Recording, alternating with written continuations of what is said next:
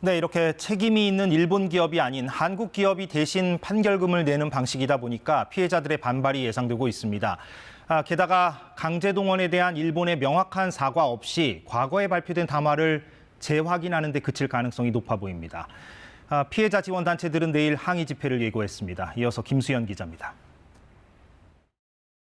대법원 판결에 따라 일제 강제동원에 대한 배상을 받게 된 피해자는 지금까지 15명. 배상에 필요한 금액은 40억 원 규모로 알려졌습니다.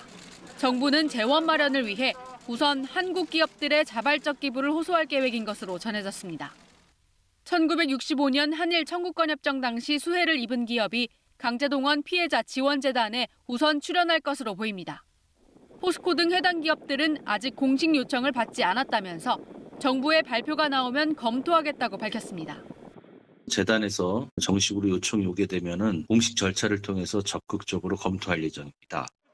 정부안에 대한 피해자들의 찬반 의견이 엇갈리는 가운데 피해자 지원 단체들은 반발을 예고했습니다. 일본 정부가 전범 기업의 참여를 막지 않을 거란 얘기도 나오지만 사실상 한국 기업의 돈으로 일제 강제동원 피해를 배상하는 셈이기 때문입니다. 강제동원에 대한 일본의 직접 사과 없이 타협하는 것도 파장을 키울 것으로 보입니다. 일본 언론들은 기시다 후미오 총리가 역사 반성이 담긴 과거 담화 계승을 표명하는 방향으로 조율하고 있다고 보도했습니다. 자, 그러면 별도의 사과가 있느냐, 강제동원 문제에 대한 사실 인정과 유권 표명이 있느냐, 그것도 없다는 거잖아요. 결국 이랜도 못 낸다는 일본의 외교적 완승 아닐까 싶습니다.